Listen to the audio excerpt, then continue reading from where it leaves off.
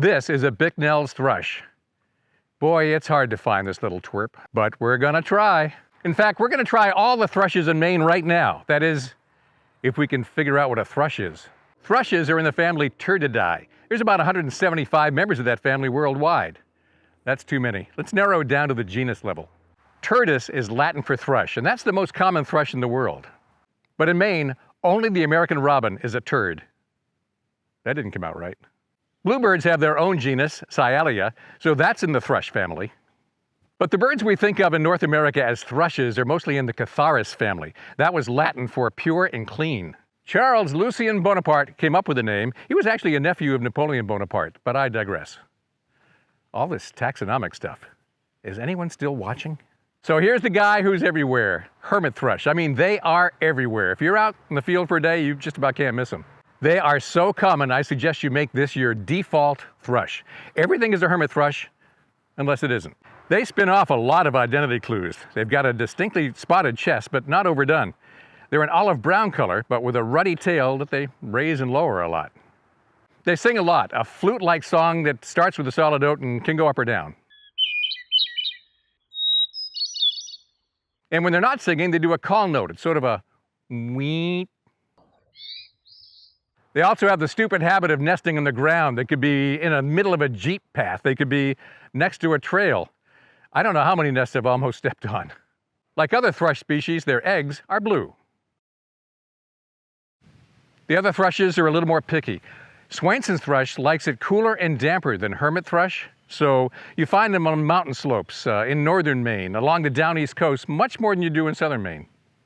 Swainson thrushes have a lightly spotted chest, a distinct eye ring, and they're the same color from the back on down through the tail.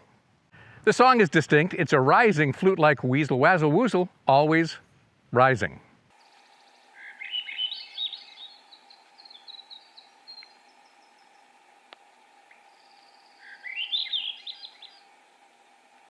The call is a bick.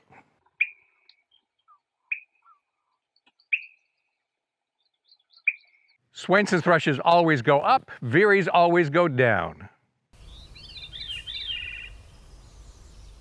Veery's are a much warmer brown than the other two thrushes with a very lightly spotted chest. Sometimes you can almost not see the spots.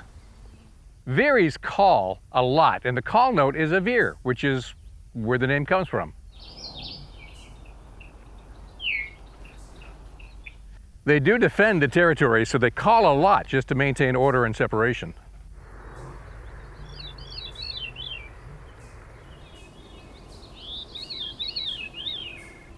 Veeries tend to be in deciduous forest around wet areas, so they're very common statewide, but a little bit picky.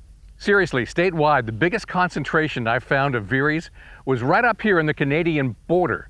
There were so many, it was like pigeons in Trafalgar Square.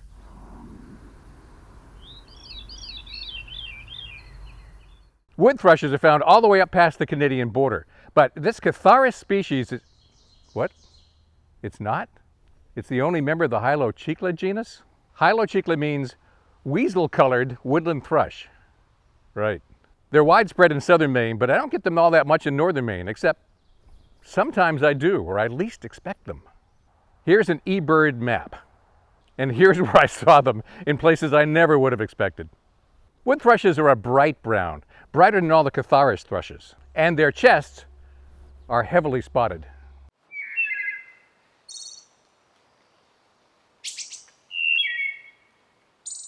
One thing is common to all thrushes. They like to be up high when they sing. I mean, sometimes way up.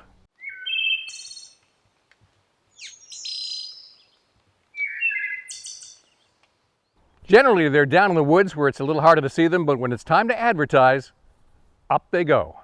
Another fun fact, thrushes divide up the forest according to their habitat preference, but where you can really see that is on a mountain.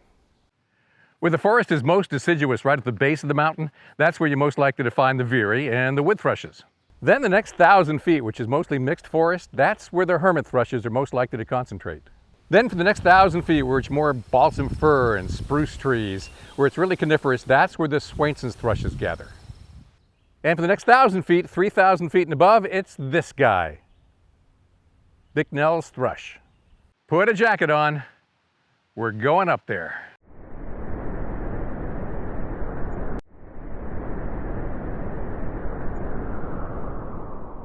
Fog on a mountaintop, who would have guessed?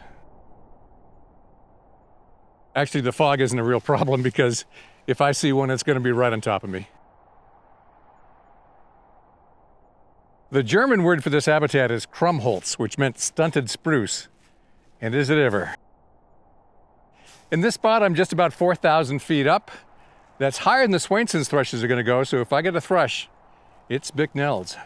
Bicknell's thrush wasn't even a species until about 30 years ago.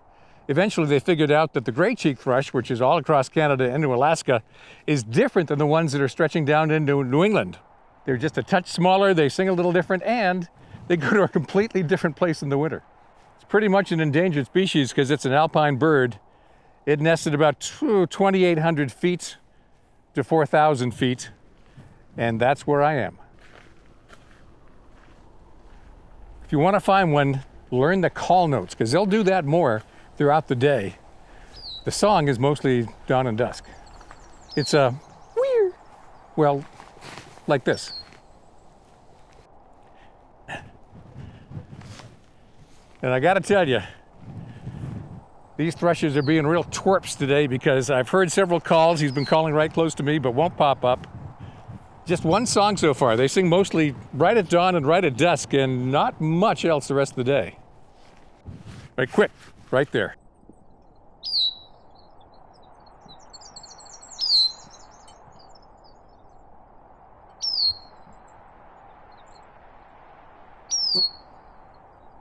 Gotta tell you, that's a lot of work this morning to get one guy.